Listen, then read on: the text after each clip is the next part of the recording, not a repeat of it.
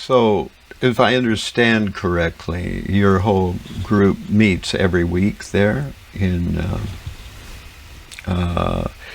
where is it? You said Journal Square, or what part of? Jersey City, Maharaj. Jersey City. Okay, Jersey City. So today is our Bhakti Vriksha. Your Bhakti Vriksha. Okay. So, since this is the first time I've addressed this group, and I didn't have time to prepare very much, I did make a little slideshow. At least I got that far. But other than that, I didn't have an opportunity to do much else.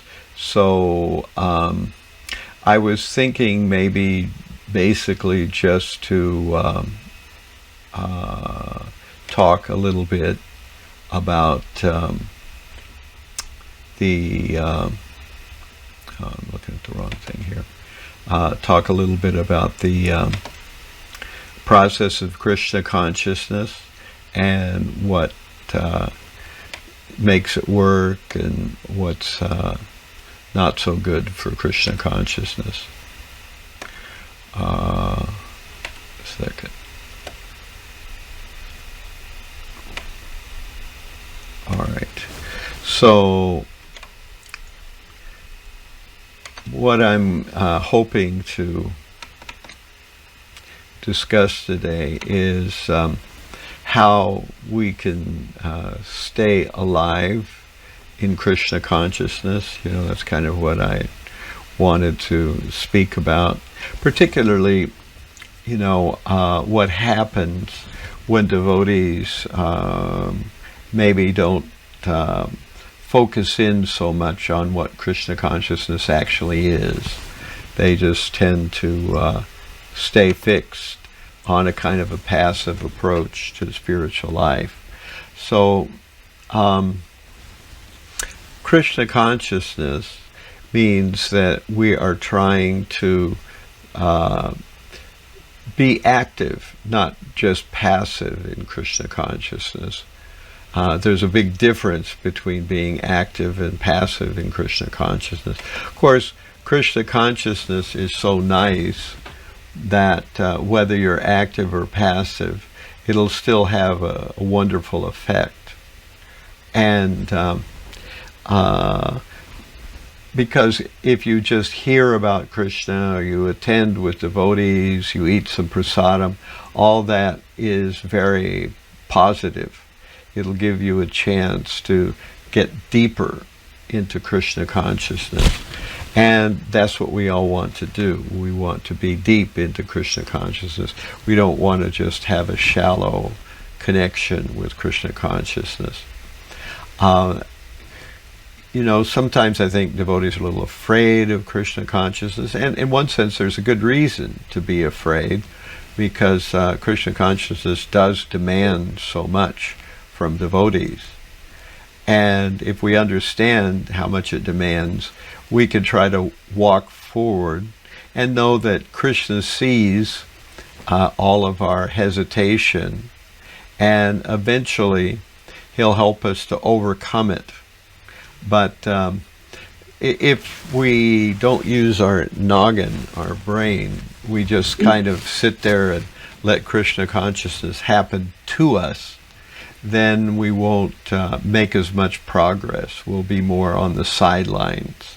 So I wanted to start with a simple idea here, that in Bhagavad Gita, in chapter 3, text 9, it says, Yagyartat karmano nyatra loko yam karma bandhana tadartam karma konteya mukta sangha samachara. So that's Bhagavad Gita 3:9. Work done as a sacrifice for Vishnu has to be performed. Otherwise, work causes bondage in this material world. Therefore, O son of Kunti, perform your prescribed duties for his satisfaction, and in that way you will always remain free from bondage. So, Prabhupada says it, and it's a well-known, obvious fact, that everyone has to do some kind of work. There's no possibility of just sliding by in the world without working, although some people actually try to follow that approach. So we have to not just try to slide by, but we have to try to do something. Even from a material point of view, we have to engage in service or work. So we have to do some kind of work. And therefore each of us find an occupation or some way to do an enterprise that brings in money that we can spend. Otherwise, we won't be able to make ends meet. Keep our family afloat, keep ourselves afloat, keep food on the table. Everyone has to make some money. So this is work, and this is occupational work, and this is fruitive work. If we do not offer any of it back to Krishna. So everyone has to engage in some kind of fruitive work. But what purifies it is the fact that we are offering that work back to Krishna. We aren't just keeping 100% the results of work. So that's probably the easiest part of Krishna consciousness. If we just take some percentage of the fruit of our labor and we offer it to either Krishna directly, or we use it to preach or to give Krishna to others, or we give it to the temple or to the devotees for their projects. In any case, if we sacrifice, and that's what we mean here by yajna, we're sacrificing the fruit of our work. And what are we sacrificing it to? Krishna, either the devotees, the Krishna, the temple, some project we're doing ourselves, and in this way, some small piece of what we're doing goes to spiritual life. Otherwise, if we keep 100%, everything that we work for, everything that we make, if we keep 100%, then we are just going to suffer from accepting the reactions to the fruit of work. So Krishna consciousness means we are not just trying to use everything for ourselves. We're trying to give something to Krishna. And in the third chapter, that verse, Krishna is telling Arjuna that work done as a sacrifice for Vishnu has to be performed. Otherwise, work causes bondage in this material world. Therefore, O son of Kunti, perform your prescribed duty for his satisfaction. In this way, you will always remain free from bondage. So Arjuna was also working, but his work as a kshatriya was fighting. So Krishna asked him to fight. That was what he was supposed to do, but he decided that maybe the battle was not proper, so he didn't want to fight. But Krishna is assuring him that he should fight. So that's the first point that I want to make, And here is a section from the Krishna book where Krishna is speaking to Nanda Maharaj. So the occasion is that Krishna is about to, actually Nanda Maharaj is about to make this big offering to Indra. So there's a thing called the Indra Yajna. So Indra Yajna means that Indra is being petitioned by the sacrifice, and usually that's a havan, some kind of ghee being offered into a fire, and that ghee being offered into the fire is supposed to please Indra, and then Indra will give rain. And because they're all farmers, they need rain so that the crops will properly grow. So Krishna sees this activity going on, and he wants to give them a higher understanding. So he begins by asking his father. And what does he ask his father? He asks him these following things. Krishna asked his father, "My dear father, what is this arrangement going on for a great sacrifice? What is the result of such a sacrifice? For whom is it meant? How is it performed? Will you kindly let me know? I am very eager to know this procedure, so please explain to me the purpose of this sacrifice." Upon his inquiry, his father, Nanda Maharaj, remained silent, thinking that his young boy would not be able to understand the intricacies of performing the yajna. Krishna, however, persisted, "My dear father, for those who are liberal and saintly there is no secrecy. They do not think anyone to be a friend or an enemy or a neutral party, because they are always open to everyone. And even for those who are not so liberal, nothing should be kept secret from family members and friends. Although secrecy may be maintained for persons who are inimical. Therefore you cannot keep any secrets from me. All persons are engaged in fruitive activities. Some know what these activities are, and they know the result. And some execute activities without knowing the purpose or the result. A person who acts in full knowledge gets the full result. One who acts without knowledge does not get such a perfect result. Therefore, please let me know the purpose of the sacrifice you are about to perform. Is it according to Vedic injunction, or is it simply a popular ceremony? Kindly let me know in detail about this sacrifice." So what I want to focus in on here is this little section where Krishna is explaining that some know what these activities are and they know the result, and some execute activities without knowing the result or the purpose. A person who acts with full knowledge gets the full result. One who acts without knowledge does not get such a perfect result. So this is the point that I'm making here. We should know what we're doing and why we're doing it. Again, even if you don't, you'll still make progress. But why not make faster progress to try to understand why we're doing whatever we do, instead of just, being passive in Krishna consciousness. So anyone can come and listen to the kirtan. Anyone can come and eat some prasad, some pakoras, or whatever they're serving that day. Anyone can come and just listen to a lecture. Anyone can come and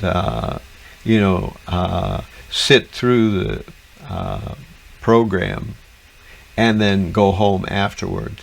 But to be active, to want to not just passively observe, but to want to serve, to want to understand, to want to hear, to want to chant with attention. These are the things that bring Krishna consciousness into 3D. So we begin to actually experience Krishna consciousness.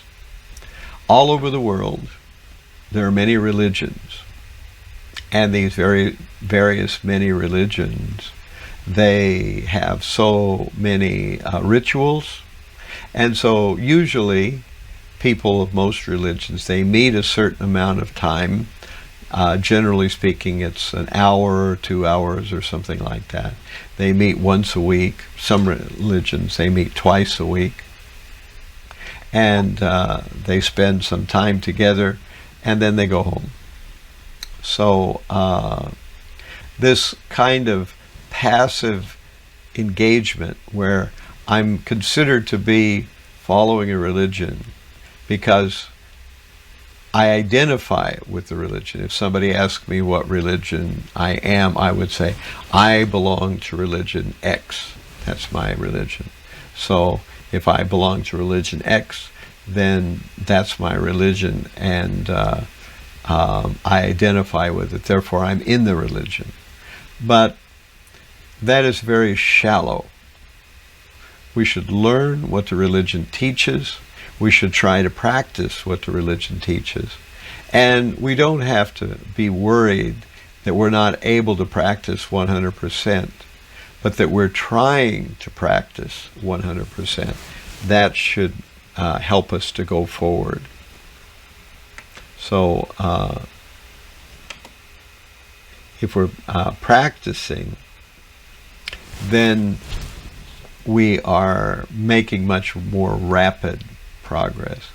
If we're thinking about what we're doing, why am I here? What am I doing here? Why is the person talking? What is he talking about? Can I remember any of it? These things are how we actually stay engaged in spiritual life.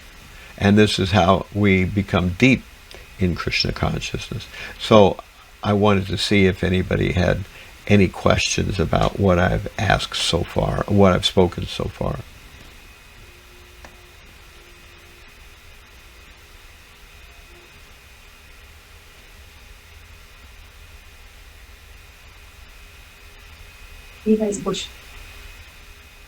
Yeah, you can come here.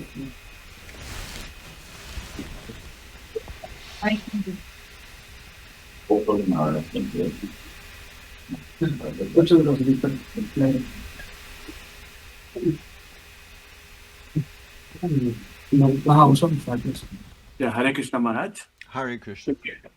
Can you hear me? Yeah, I can hear you well. Yeah, so the slide, you like the Bhagavad Gita sloka, right? Krishna is telling, whatever we do as a sacrifice for Krishna. So one thing I understood from is like whatever we earn, we should spend some money in Krishna consciousness. But my point is like while doing the work also, that mood of working for Krishna, that mood is not coming. So how to get that mood that even though I'm working for IT, I'm working for Krishna. Mm-hmm. Well, the mood or the depth of Krishna consciousness, it comes gradually, and it comes from engaging in Krishna consciousness in many different ways. In 7th canto of Srimad Bhagavatam, we have 9 processes of devotional service. Let me go there just a second.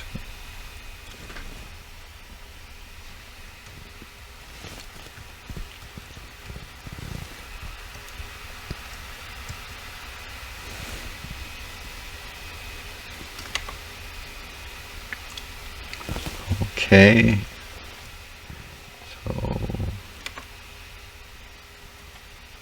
So here is Prahlad Maharaj speaking to his father in the 7th canto of Srimad Bhagavatam, and he's saying, Shri Prahlad Uvacha Shravanam Kirtanam Vishnu Smaranam Padasevanam Archanam Vandanam Dasyam Sakyam Atmine Videnam.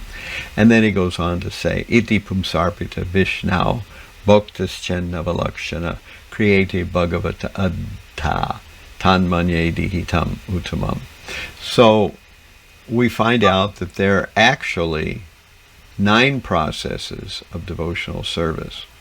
And so in English, Prahlad is saying, hearing and chanting about the holy name, form, qualities, paraphernalia, and pastimes of Lord Vishnu, remembering them, serving the lotus feet of the Lord, offering the Lord respectful worship with 16 types of paraphernalia, offering prayers to the Lord, becoming his servant, considering the Lord as one's best friend, and surrendering everything unto him In other words, serving him with body, mind, and words. These 9 processes are accepted as pure devotional service.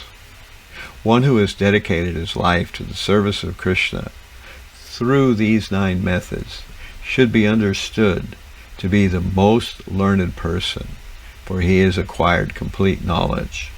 So, is this readable at all from your side, or it's too small? I'm trying to figure out. Yeah, it's good, Maharaj. It's good, you can read it? Yeah. Okay, so this piece is from 7th canto of Srimad Bhagavatam. This is Prahlad Maharaj. And Prahlad Maharaj is answering his father. His father has just asked little Prahlad, "My dear boy, what is the best thing that you've heard in your school?" So, as we know, Prahlad was going to the best Asura Kula they could find. So his father was the king of the Asuras, and little Prahlad was being sent to the nice Asura school to learn all kinds of Asura things, like how to conquer people and how to take advantage and how to become ruler and all those kind of wonderful things. And so when Prahlad came home for a spring break from the Asura Kula, then his father asked him, "What's the best thing that you've learned at your school?" And Prahlad answered, Shravanam Kirtanam Vishnu Smaranam Padasevanam Archanam Bandhanam Dasyam Sakyam Atminididenam. So hearing, chanting, remembering, worshipping, serving, and praying, and also becoming a servant, becoming a friend, and giving everything. These 9 things are a way to become fully conscious. So these 9 processes are pure devotional service, as he says. So he's telling this to his father. Of course, his father becomes very angry on hearing this. But to become fully dipped, become fully surrounded by Krishna consciousness, we try to do all these 9 processes. We try to do one and the other.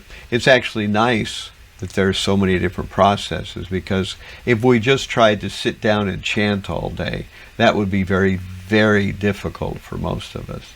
But instead, if we try to go from one process to another, right now I'm chanting japa, now I'm listening to a lecture or to a kirtan, right now I'm cooking some prasadam for someone, right now I'm cleaning something, right now I'm thinking about Krishna and offering a prayer or something like that.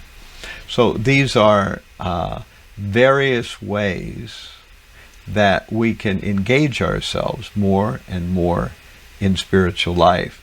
And the more we can focus,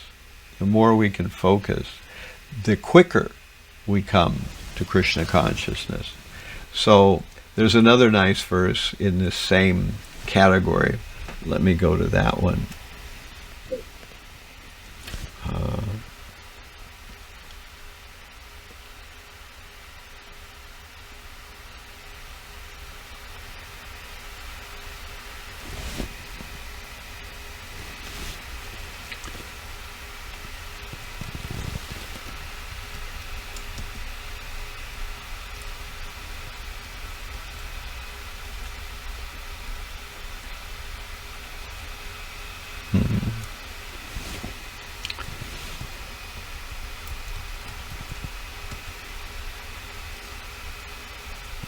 Okay, here we go.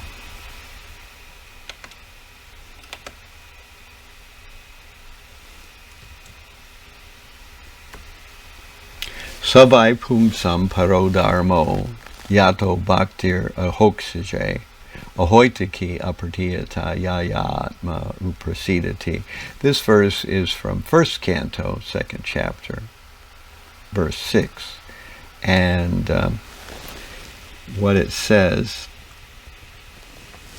supreme occupation or dharma for all humanity is that by which men can attain to loving devotional service unto the transcendent Lord. Such, this is the important part, such devotional service must be unmotivated and uninterrupted to completely satisfy the self. So, for us to be fully dipped, fully surrounded by Krishna, we have to be unmotivated and uninterrupted. So we can ask the question, are you unmotivated and uninterrupted? And me neither. So we are working at being uninterrupted in our devotional service. When a person is completely uninterrupted in devotional service, at that point, that person is on a very high level, very elevated level of Krishna consciousness. And we are working to get there. And one day we will. But as Prabhupada says, we have to continue working, not becoming complacent, thinking, oh, I've done everything now, I don't need to do any more. Or on the other side of the coin, becoming depressed, thinking, oh, Krishna consciousness is too difficult, I will just give it up, and I will go watch some movies or something. So that is the opposite. So we are not despondent because we're not making rapid progress, but at the same time, we are not just thinking, oh, whatever I'm doing right now is fine. I don't need to go any faster. I don't need to do anything more. So this is what we mean by staying alive. We're trying to follow all 9 processes of devotional service, not just one, but all 9.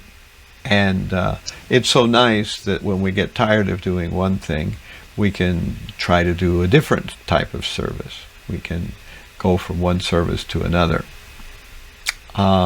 So Krishna also says, Ye yatam mam prapadyante tam stataivi bhajami aham, that as they surrender to me, I reward accordingly. So that's the same thing as this verse where Krishna says, oh, not Krishna, in this case, this is Sutta Goswami saying that such devotional service must be unmotivated and uninterrupted to completely satisfy the self. It has to be unmotivated and uninterrupted. So that's what we're shooting for. When you come to that stage, then you will genuinely feel Krishna in everything. But we cannot jump there suddenly. We have to gradually become more and more sold out to Krishna by giving more and more on a daily basis. And then gradually we'll come to the point where we really do think about Krishna fully, and will feel very deeply connected to Krishna. That's high devotion. Does that answer your question? Yes, Maharaj. Thank you. Thank you. I have another question for you, Maharaj. Can you hear me? So, question is, can you elaborate a little bit more on that unmotivated statement in the verse? What is the unmotivated service? What is it referring to? Right.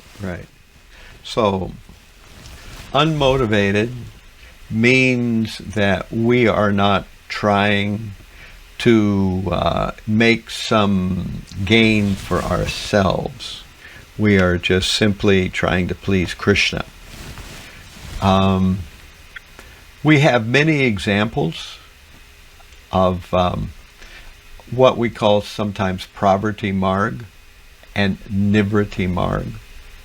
So in the Vedic literature, there are all kinds of different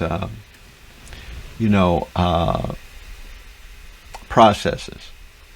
But 95% of the Vedas, they describe what we call Pravrti Marg.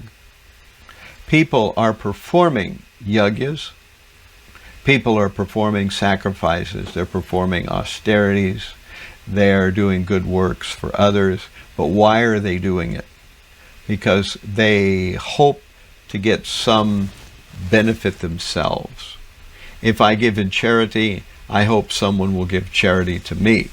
Or I hope I will go to heavenly worlds. Or I hope that people will put my name on some golden plaque in some temple hallway, and people will see my name there. So this is motivated. We are not just trying to please Krishna. We're trying to please Krishna, but the real object is we want Krishna then to turn around and say, oh, you have pleased me so nicely. What do you want? And so then we say, oh, well, actually, I do have a few things on my list here. So I would like this, I would like that, I would like that. Can you fill my prescription, my list here, my dear Krishna? And so this is motivated. We are doing things, but we expect Krishna to give back to us, you know. And this is not what pure devotion is. Of course, as we find in 7th chapter of Bhagavad Gita, Krishna says that there are 4 types of pious men: the arta, artarti, the jigyasur, and the jnani. That chaturvida bhajanti mam, I forget how the rest of it goes, that these 4 types of men, the arta, the one who is in distress, he just wants Krishna to save him from his misery. The artarti, the one who wants money, who actually is in need of financial assistance and getting some, resources. And the jigyasur, or the curious person. And finally, the jnani, the one who really wants to know what the bottom line is. So these 4 are considered pious people. They are not pure devotees, but they're pious. And oftentimes, if a person continues to be pious, they will eventually become a devotee. They will understand that, why am I doing business with Krishna? I should just give my whole heart, my whole life to Krishna. But of course, in the beginning, that's very terrifying. That's one of the things I've noticed. I have recently started to be aware that oftentimes when you listen to devotees speaking, they say terrifying things, things that just shake you to the heart, and you think, oh my God, I'll never be like that. What do? I'll go hide in a closet somewhere. No, we can hear these things, and even when people are speaking them, we're also terrified in the heart of these same things. So we know we're supposed to give everything to Krishna, but it may take some time to purify the heart to really do that. But again, we keep moving in that direction. So we move in 2 directions, as we hear from the verse that we just quoted. Has to be unmotivated and uninterrupted. So we move in 2 directions. We're moving to become more completely Krishna conscious by always engaging in one of the 9 processes: hearing, chanting, remembering, serving, worshiping, etc. And at the same time, we're trying to see, what am I trying to get from this, from Krishna? And if we think, well, no, Krishna, I'm not asking you for anything, I just want to serve you, then we know that we're also unmotivated. So both of these things are there. And this is the same thing that Krishna says in the Bhagavad Gita. You know, in Bhagavad Gita, he says, here we go, 4:11. Eyatam mam prapadyante tam stataive bhajamyaham mama vartmanuvartate manusya partha sarvasha. So that translates, as all surrender to me, I reward them accordingly. Everyone follows my path in all respects, O son of Pritha. So if you surrender little tiny bit to Krishna, Krishna gives you some mercy, some reciprocation. You feel, oh, this is nice, I like this Krishna consciousness. You surrender more, then Krishna gives you bigger realization. You surrender everything, then Krishna says, come back to my planet. And you're part of Krishna's planet. And you don't have to come back to this material world anymore. But that's the idea. As they surrender to me, I reward them accordingly. So this is 4:11 Bhagavad Gita. As all surrender to me, I reward them accordingly. Everyone follows my path in all respects, O son of Pritha. So the more we surrender, the more we get. And what do we mean by surrendering more? That means unmotivated and uninterrupted. So we have to gradually come deeper and deeper into that.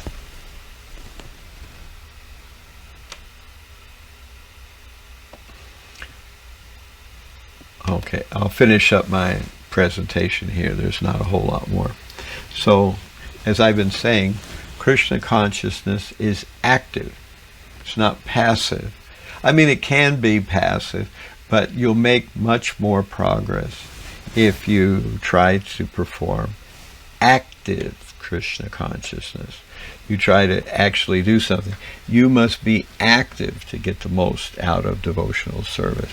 Active means what? And the answer is, add yourself to the process. Hear, chant, read, serve, understand, give Krishna to others. So we're not just letting Krishna consciousness wash over us like waves at the ocean. We are trying to grab Krishna consciousness. We're trying to do Krishna consciousness. We're trying to understand Krishna consciousness. So when somebody's speaking, we try to hear what they're saying instead of spacing out. I hear you. I have the same problem too. When somebody else is speaking, I tend to space out. I try to think, no, I don't want to space out. I want to hear what this person is saying. I want to understand it. Maybe somebody will ask me a question, and this question was answered by the person that was speaking, and now I have the right answer. I can tell them easily and clearly. So we need to hear, and of course, the most important way to become Krishna conscious in the easiest and most perfect way is to increase the quality of our chanting. We try not to space out when we chant. We really try to just let our voice wash the sound into our ears, and the ears get the sound and it goes to our brain. And in this way we are hearing and chanting. And if we hear Krishna's name, and it's very difficult to chant very purely, we want to space out. But if we chant very purely, we will discover that very quickly all of our fear, all of our heartache, and our pain, and our difficulties in our lives, they all become quickly removed. Krishna is really moving the whole world. He's moving it second by second. If we take shelter of his name very, very carefully, Krishna will make the world so that it will help us become Krishna conscious very, very fast. And of course, we have to serve and understand. And best is if we try to give Krishna to others in some way or another. We try to give Krishna to others. So this is the real essence of spiritual life. Smartavya satatam Vishnur mishvartavya na jantu chit sarvavidi nisedya sur etayor eva kinkara. Krishna is the origin of Lord Vishnu. He should always be remembered and never forgotten at any time. All the rules and prohibitions mentioned in the Shastras should be servants of these two principles. This is from the Padma Puran. Krishna is the origin of Lord Vishnu. He should always be remembered and never forgotten at any time. All the rules and prohibitions mentioned in the Shastras should be servants of these two principles. So in other words, the essence is to always think of Krishna and not forget Krishna. The essence is to engage yourself, work at engaging yourself. And I tend to try to make people aware that you have to find tricks to drag yourself deeper into Krishna consciousness. Some of us will find one type of service much more attractive than a different type of service. So find those things that are more attractive, do them first, and then sometimes you have to surrender to doing things that you don't find that attractive. But that's all right. That makes you stronger in Krishna consciousness. So we find how to bring our lives more fully into Krishna consciousness. So we understand what Krishna consciousness is. What is it? It's these 9 processes that we mentioned a minute ago. Shravanam, Kirtanam, Vishnu Smaranam, Padasevanam, Archanam, Bandhanam, Sakyam, Atminevidenam. So we just mentioned those. Hearing and chanting about the transcendental holy name, form, qualities, paraphernalia, and pastimes of Lord Vishnu, remembering them, serving the lotus feet of the Lord, offering the Lord respectful worship with 16 types of paraphernalia, offering prayers to the Lord, becoming his servant, considering the Lord as one's best friend, and surrendering everything unto him. In other words, serving him with body, mind, and words. Those 9 processes are accepted as pure devotional service. One who has dedicated his life to the service of Krishna through these 9 methods should be understood to be the most learned person, for he has acquired complete knowledge. All right, so any questions for me at this point? Hare Krishna Maharaj. I Okay. posted my 2 questions in the Okay. chat.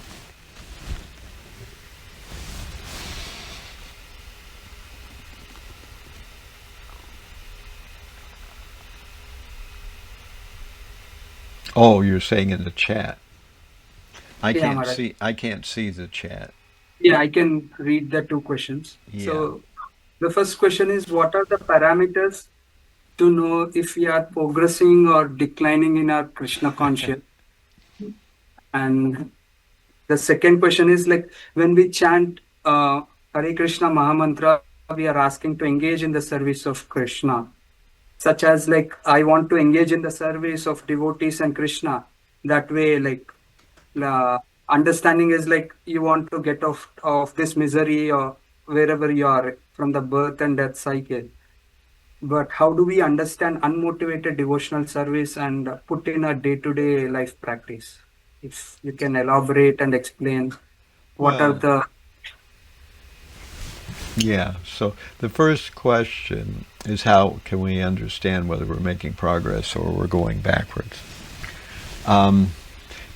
Usually, we can see that the devotee is happy and feels a sense of positive going forward.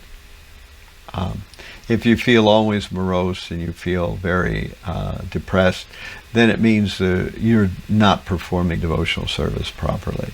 So it says in Bhagavad Gita that this knowledge is the king of education. Raja Vidya Raja Guyam Pavitramida Muttamam Pratyak Savagamam Dharmam Shushukam Kartamavya.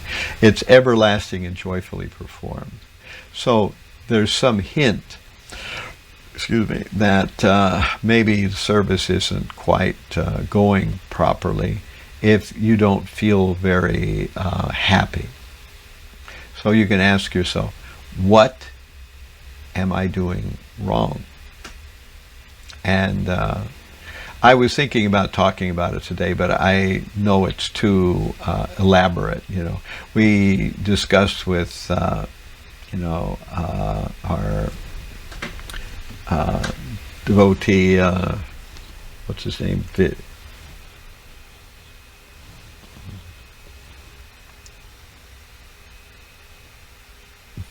Vidyabhushana, right? Who's Vidyabhushana? Are you there? Yeah, you Maharaj. in the yellow shirt. Okay, good. So Vidyabhushana. So we were discussing to talk about the offenses that are personified by demons, and I thought that's kind of elaborate, and that'll take a lot of time. It might take several sessions to do that. And then I thought, well, maybe we'll talk about the offenses for chanting the holy name. But that's also fairly elaborate. This is just the first off of these programs, so maybe we'll discuss those. I think before we discuss the demons, we'll talk about the 10 offenses. So if you are not making the offenses and you feel satisfied in Krishna consciousness and happy, then usually that means that things are going well in your spiritual life. Not always, but usually that's a good indicator. And if you have been initiated, you can ask your spiritual master whether he thinks that you are making progress and you're doing well in Krishna consciousness. Or you can ask some devotee that you trust that's been in Krishna consciousness for some time, and you can find if they agree that they believe that you're making progress. If they're satisfied with your service and what you're doing, then that's another good indication that you're making progress. Sometimes it's hard to tell, because even when we're trying our hardest, sometimes Krishna can give us many, many tests, and those tests are not very appetizing. They're very bitter, and we have a lot of trouble with them. But we're still making progress if we hold to the path. So the best way to know if you're making progress is if you are understanding these principles of avoiding offenses, which are listed in the Padma Puran. If you're remembering Krishna, and the devotees seem to be satisfied with you, those are ways we can tell. And what was question number 2? The second question is like, when we chant Mahamantra, we are asking to engage in the service of Krishna and devotees. And how do we understand like unmotivated devotional service that can be practiced in our day-to-day life? Because like when we are asking for service, like we have a motto there. Why we want to do the service? Like we want to get rid of this birth, death, life cycle, or wherever we are, and we don't want miseries. We want to be happy. Like there is an ulterior motto in the initial stage when we begin our bhakti or whenever we start.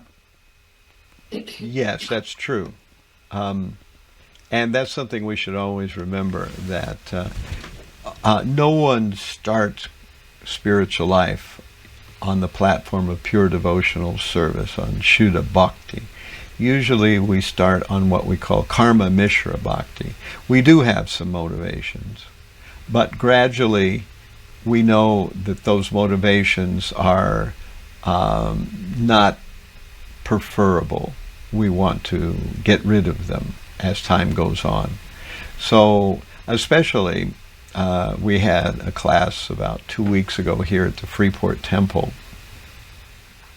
and our Archita was talking about it, that we understand that we should not want anything for Krishna. I don't even care whether he sends me to heaven or hell. I don't care if I go back this lifetime or in 20 lifetimes or whatever. I just want to serve Krishna. Now that is truly unmotivated bhakti.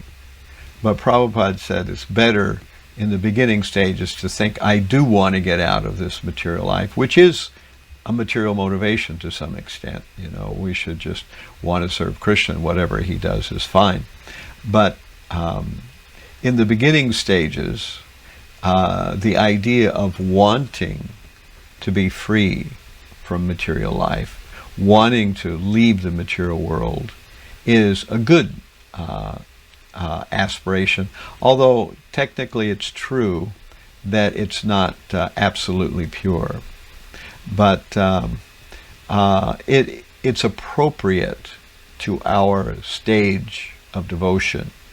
Rupa Goswami, in the Bhakti Rasamrita Sindhu, mentions that there are 9 stages of devotional service. Ado Shraddha Tata Sadhusanga Tabhajana Kriya Narta Nivritis Shyat Tanishta Ruchis Tataha Ata Shakti Tabhavat Bhava Prema Tata Bhava Prema Bhudanshati. So there are 9 processes, starting with Shravanam, not starting with Shravanam, but Shraddha, faith. Then there's association with devotees, so there's Shraddha. Then there's Sadhu Sangha, association with devotees. Then there's Bhajana Kriya, taking initiation from a bona fide spiritual master and following regulations. Then there's, after Bhajana Kriya, there's Anartha Nivriti, that unwanted things become removed from the heart. And then there's Nishtha, steadiness, then Ruchi, then taste. Then there's Atta Shakti. So these are progressively higher stages of devotion. And what's practical in the higher stage is not practical in the lower stage. So we may actually theoretically think that, well, whatever Krishna sends is the best for me, and that's a good attitude too. But in general, we should think, I need to get out of this material world. So we will also sometimes find that we wish that some disease would go away. We wish that we had a little bit more money, or we wish that someone would help us with something, or we wish that we could speak better so people would listen, etc., etc. These are also, to some extent, tinged, material tinges, but they are not so evil or unwanted. They will gradually become purified as we get to the higher stages of devotion.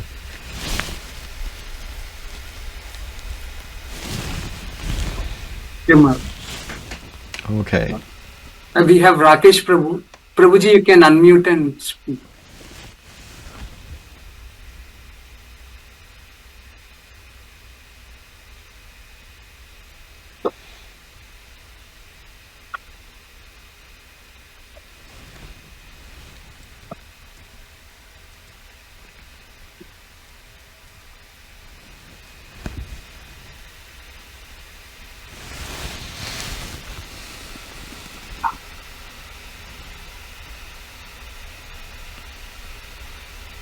I don't hear anything. Are you all hearing something?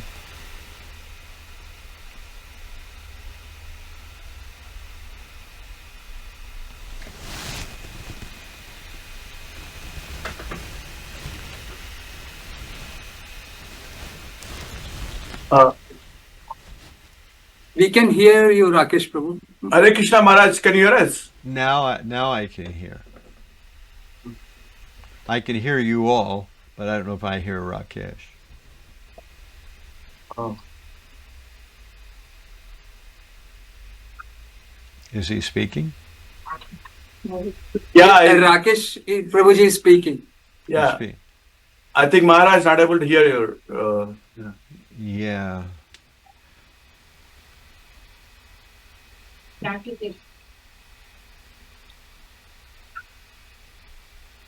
I can hear the room and everybody in the room, but I can't hear the other people on the Zoom chat. Rakesh Prabhuji, can you speak now? I'll mute.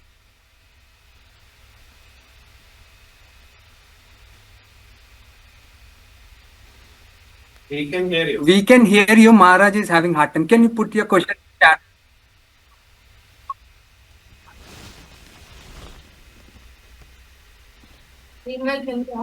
Mataji.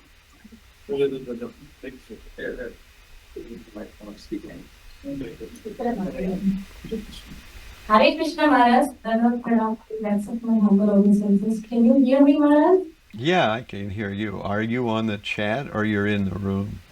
In the room. I am in the room. Okay, so I can hear people in the room fine. What I can't hear is people that are in the Zoom other than the room people. Okay, Maharaj. Thank you. So you mentioned in the first starting, so we can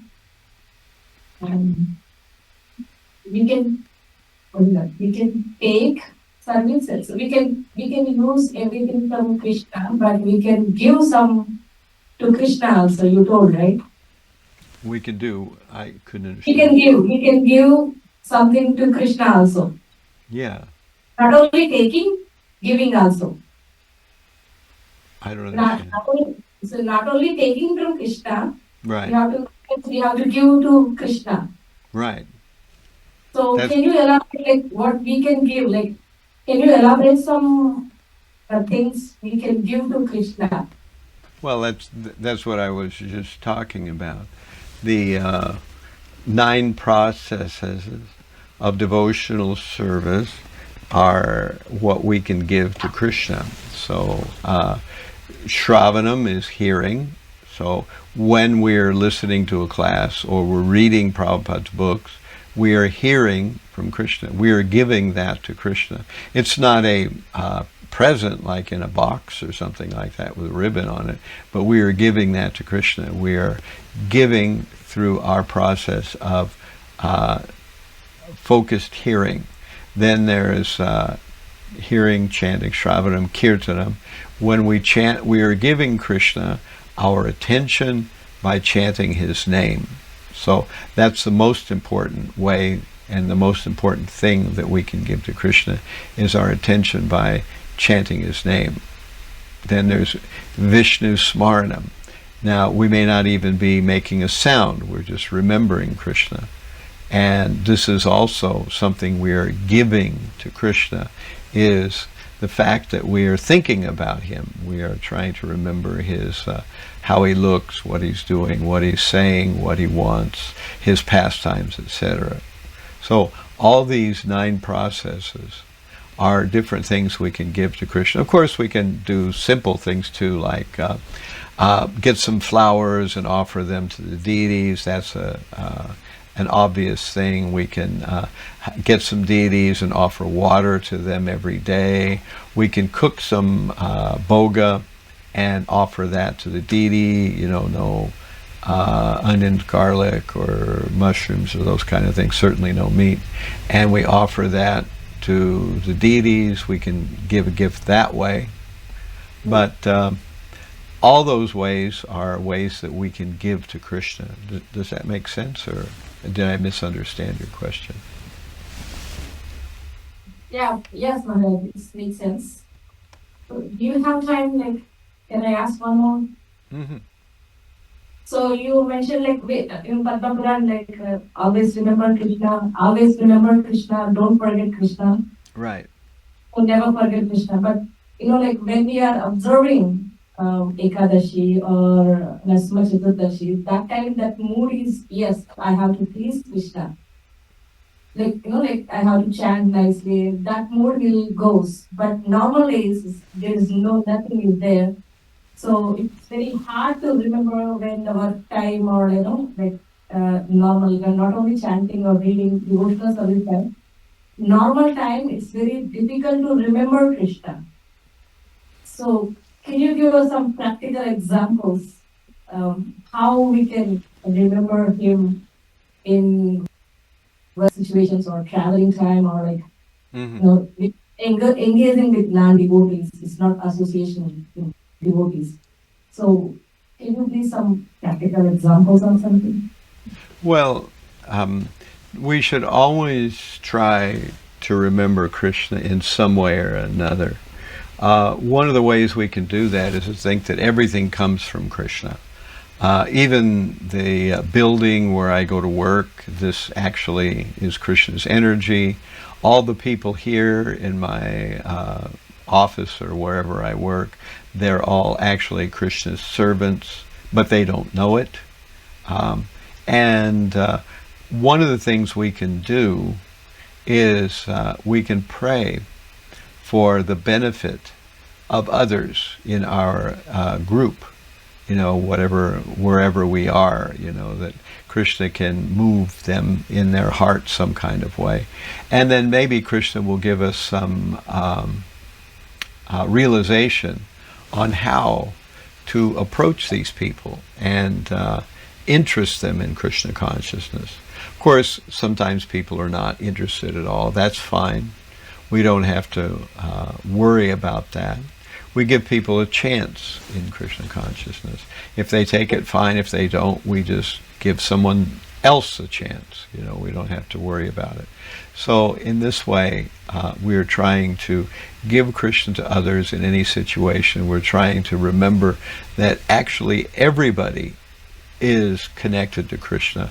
They may not know it, they may not believe it, but they are. And we can think that way in our own mind, and we can pray for Krishna to help purify others so they can accept Krishna consciousness.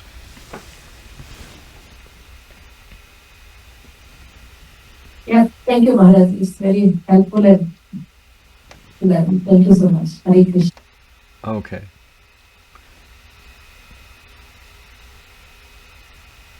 So I see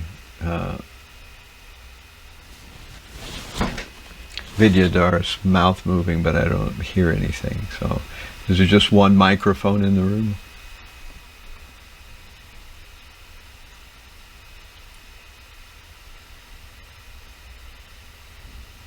Yeah, now I see your mouth moving, but I don't hear anything.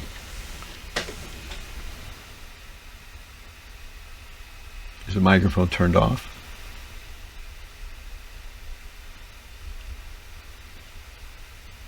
Uh-oh.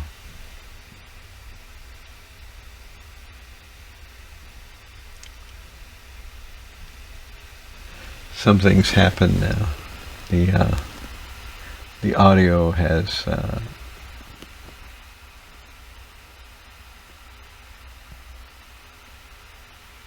do you all hear me? Evidently you must, but I don't hear you. Oh, wait a minute, maybe I've done something. Okay. Say something. Can hear. Yeah. Maharaj, you can hear me? Yeah, it was on my side. I touched something and the Zoom feed got muted. So Maharaj, I'm reading Rakesh Prabhuji's question. Hare Krishna Maharaj, being intentional and deliberate requires an effort.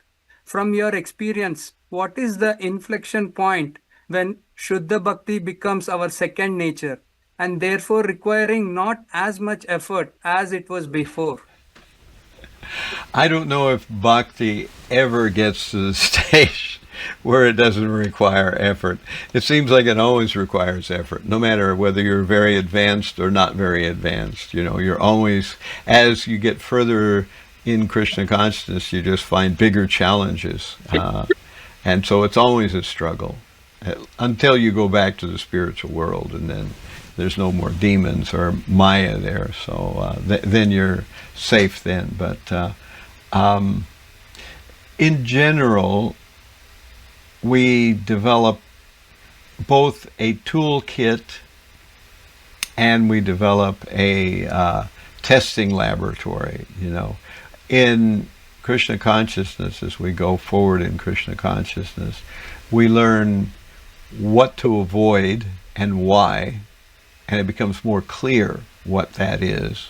So we can test things very easily. And then when things go wrong or we have difficulty, we develop a toolkit on what to do when those things go wrong and how to deal with them. And as I was saying, there are 9 stages of devotional service. And when one reaches the stage that we call ruchi, that stage means that at that point in our spiritual life, we genuinely prefer Krishna activities to Maya activities. Up until that point, we know that Krishna activities are good for us, and we know that Maya is bad for us, but we don't feel that way. We're still attracted to Maya activities, and we're still not particularly attracted to Krishna activities. But the inflection point is really at ruchi. So ruchi only comes when we get to the stage where we have gotten rid of all of our anartas. So those are gradually cleansed. We have more gross, more obvious anarthas. And then as we progress in Krishna consciousness, the gross anarthas get removed, but the subtle ones are still there. And we know that this is so because we have the story of Bharat Maharaj. He was very pious king. He did so many wonderful things. He was so illustrious that the entire Earth planet was named after him. Before it used to be called Ilavartavar. Now it's called Bharat-varsha. So Ilavarta Varsha now has become Bharat-varsha. So he gave up his kingdom and rule over the Earth planet, and he went to perform austerities, but he was somehow or other distracted by being attached to a little deer, a fawn. So it's mentioned in the purports that he was actually at the stage of bhava, which is stage 8, the stage that's right before prema. So he was at the stage of bhava, but somehow he became attached to a deer, and therefore he had to take the body of a deer. And then after taking the body of a deer, he took the body of Jadabharat. So you can always fall down. We can't take it that we're safe. But usually when we reach the status that I've just described, the status called ruchi, or taste, that means that what we mean by devotee getting taste means that at that point devotional activities become not just something we know we should do and we bring ourselves to do it, and Maya activities are not something we know we should avoid and we bring ourselves to avoid them. At that stage we internally are attracted to Krishna consciousness, and we are internally not even very much attracted to Maya anymore. So at that stage things become much easier, but that's already a higher stage of devotion.